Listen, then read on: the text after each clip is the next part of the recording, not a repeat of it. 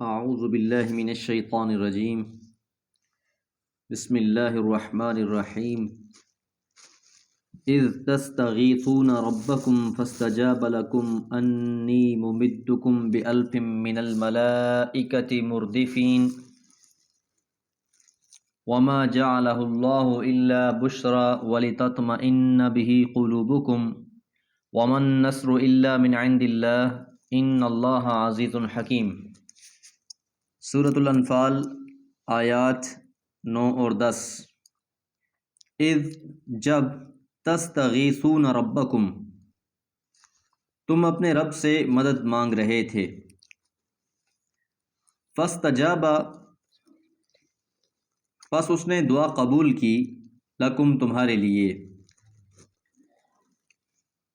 جنگ بدر میں اپنی تعداد، تیاری، اسلحے کی کمی اور دشمن کے 3 گنا سے زیادہ اور ہر قسم کے اسلحے سے لیس ہونے کی وجہ سے سب مسلمان ہی اپنے پروردگار سے مدد کے لیے فریاد کر رہے تھے۔ خصوصاً رسول اللہ صلی اللہ علیہ وسلم تو نہایت عجز اور الحاح کے ساتھ دعا فرما رہے تھے۔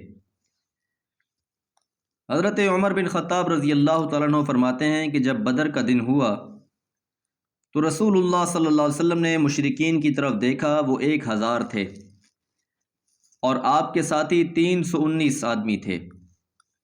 تو اللہ کے نبی نے قبلے کی طرف رخ کر کے ہاتھ پھیلا دیے اور اپنے رب سے بلند آواز سے دعا کرنے لگے، اے اللہ، تو نے مجھ سے جو وعدہ کیا ہے وہ مجھ سے پورا کر، اے اللہ، جو تو نے مجھ سے وعدہ کیا ہے وہ مجھ سے پورا کر۔ اگر اہل اسلام کی جماعت ہلاک ہو گئی تو پھر زمین میں تیری عبادت نہیں کی جائے گی۔ آپ اپنے رب سے بلند آواز سے فریاد کر رہے تھے اور ہاتھ پھیلائے ہوئے دعا کر رہے تھے، یہاں تک کہ آپ کی چادر کندھوں سے گھر گئی۔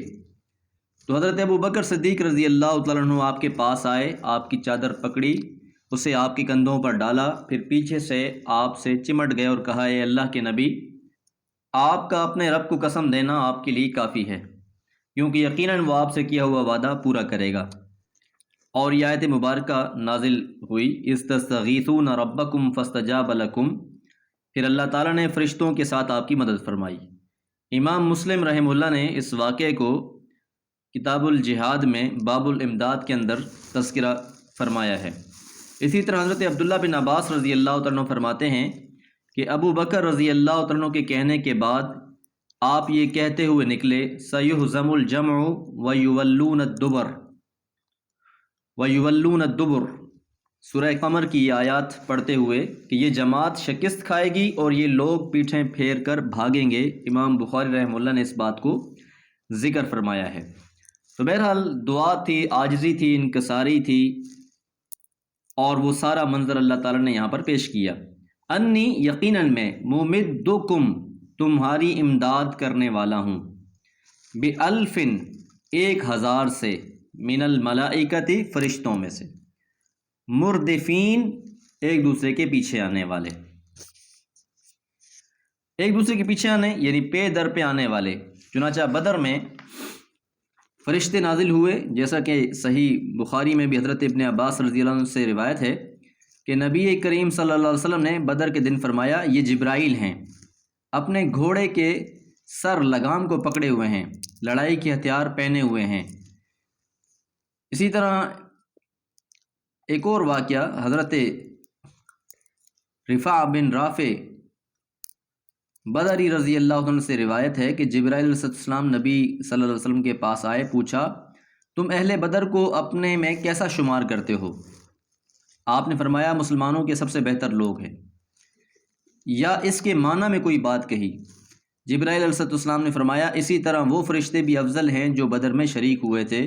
اس حدیث کو بھی امام بخاری رحمہ اللہ نے بیان فرمایا ہے۔ تو بہرحال اللہ تعالیٰ کی مدد اور نصرت حاصل ہوئی مسلمانوں کو۔ مسلمانوں نے جب اللہ کی ذات پر توکل اور یقین کیا تو اللہ تعالیٰ نے بھی فرشتوں کے ساتھ ان کی مدد فرمائی۔ وَمَا جَعَلَهُ اللَّهُ، اور نہیں بنایا اللہ تعالیٰ نے اس واقعے کو، الا مگر، بشرا، خوشخبری کے طور پر، وَلِتَطْمَئِنَّ بِهِ قُلُوبُكُمْ، وَلِتَطْمَئِنَّ، اور تاکہ مطمئن ہو جائیں، بِهِ، اس کے ذریعے، قلوبکم، تمہارے دل۔ اسلام اور کفر کا یہ پہلا واقعہ تھا، پہلا موقع تھا۔ مسلمانوں کی تعداد انتہائی قلیل تھی، لیکن پھر بھی اس جنگ کو اللہ تعالیٰ نے مسلمانوں کے لیے ایک بہت بڑی فتح اور بہت بڑی بنیاد رکھ دی گئی۔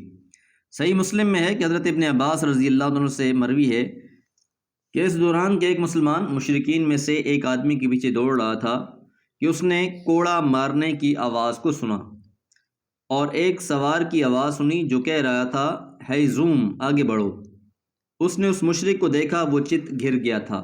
دیکھا تو اس کے ناک پر نشان تھا، چہرہ پھٹ گیا تھا جس طرح کوڑا مارنے سے ہوتا ہے، اور وہ ساری جگہ سبز ہو گئی تھی۔ وہ انصاری آیا اور اس نے رسول اللہ صلی اللہ علیہ وسلم سے یہ بات کی تو آپ نے فرمایا، تم نے سچ کہا، یہ تیسرے آسمان کی مدد تھی، یعنی اللہ کے فرشتے بھی اس جنگ میں شامل تھے۔ بدر کے بعد بھی اللہ تعالیٰ نے کئی جگہوں پر مسلمانوں کی بہرحال مدد فرمائی۔ اللہ تعالیٰ کے فرشتے مسلمانوں کی مدد کے لیے حاضر ہوتے رہے۔ وَمَن نَصْرُ، اور نہیں ہے مدد، الا مگر، من عند اللہ، سوائے اللہ کی طرف سے۔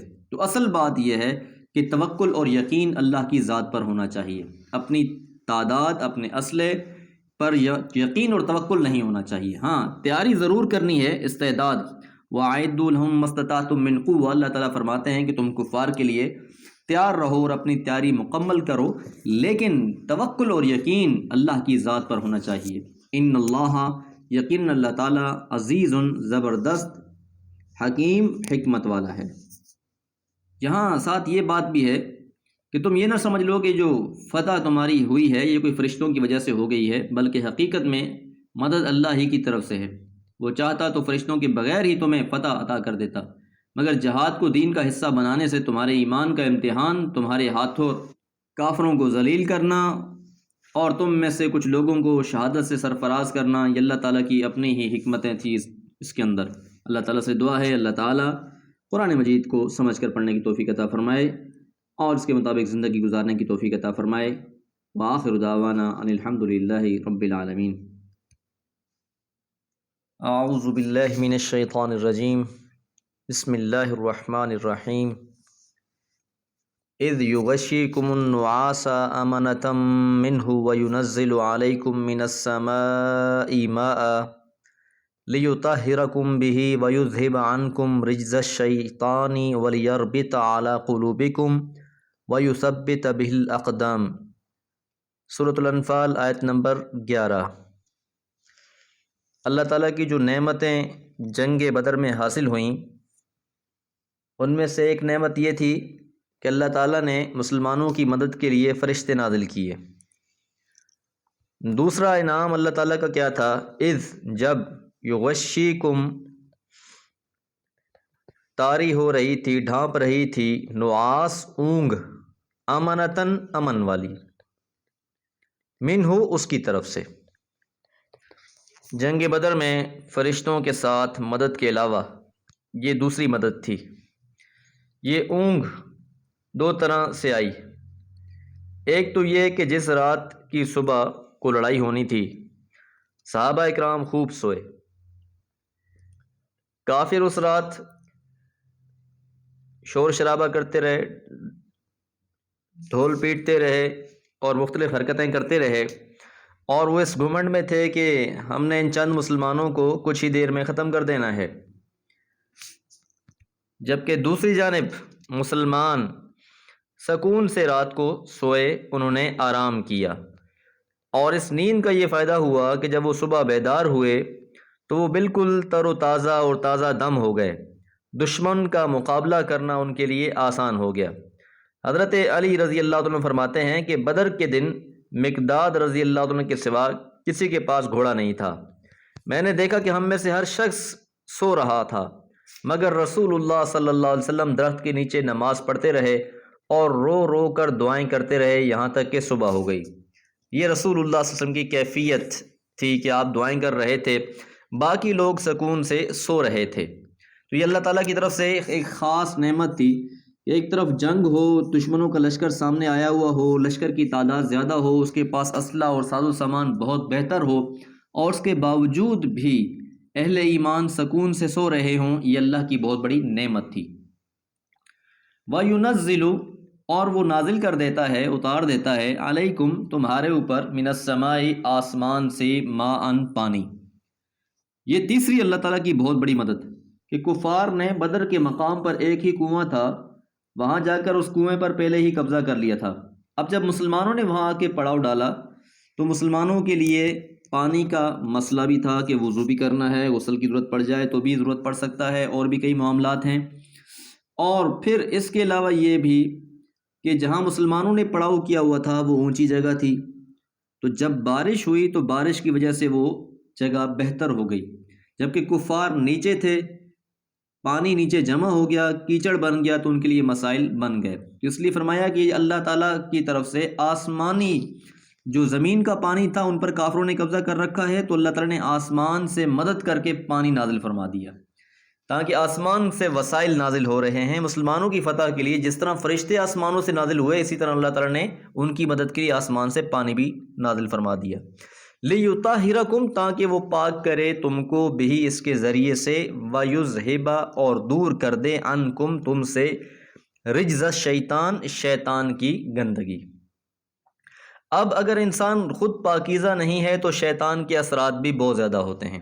اب پانی کی ساتھ پاکیزگی کا تعلق، اور پاکیزگی کا تعلق پھر شیطان سے دوری کا سبب بن جاتا ہے، اور ان تینوں چیزوں کا آپس میں بڑا گہرا تعلق ہے۔ جس انسان کے پاس پانی نہیں ہے وہ طہارت حاصل نہیں کر پائے گا، جب وہ طہارت حاصل نہیں کر پائے گا تو اس کے طاہر نہ ہونے کی وجہ سے شیطان کے اثرات اس پر بہت زیادہ ہوں گے۔ تو اس لیے اللہ تعالیٰ نے آسمان سے پانی نازل کر دیا تاکہ وہ پاک صاف ہو جائیں، اور ان سے وہ جو شیطانی اثرات ہیں وہ بھی دور ہو جائیں۔ اور شیطانی اثرات کیا ہیں؟ وسوسہ ہے، گھبراہٹ ہے، ڈر ہے، مختلف قسم کی چیزیں ہیں، تو یہ ساری چیزیں اللہ تعالیٰ نے دور کر دی۔ وَلِيَرْبِطَ عَلَىٰ قُلُوبِكُمْ اور تاکہ وہ باندھ دے، مضبوط کر دے، گرہ لگا دے تمہارے دلوں پر۔ جنگ میں دل کی مضبوطی بہت اہم ہوتی ہے۔ جب انسان میں حوصلہ ہوتا ہے، ہمت ہوتی ہو، تو پھر دشمن کا مقابلہ بھی کر سکتا ہے۔ تو یہ جو غیبی امدادیں آئیں، انہوں نے ان کے دل کو مضبوط کر دیا۔ وَيُثَبِّتَ بِهِ الْأَقْدَامَ اور تاکہ اس کے ذریعے سے تمہارے قدموں کو ثابت کر دے، تمہارے قدموں کو جما دے۔ تو یہ وہ سارے وسائل تھے جو اللہ تعالیٰ نے مسلمانوں کی مدد کے لیے نازل کیے، اتارے۔ تو جنگ بدر اللہ تعالیٰ کا ایک خاص انعام تھا مسلمانوں کے لیے۔ اس کے اثرات آس پاس کے علاقوں پر بہت زیادہ پڑے، بہت سے قبائل اس کی وجہ سے متاثر ہوئے، بہت سے لوگ مسلمان ہونا شروع ہوئے۔ بہرحال اللہ تعالیٰ کی جو مدد تھی، نصرت تھی، اس کا وعدہ اللہ تعالیٰ نے سچ کر دکھایا۔ وما علیہ الا البلاغ۔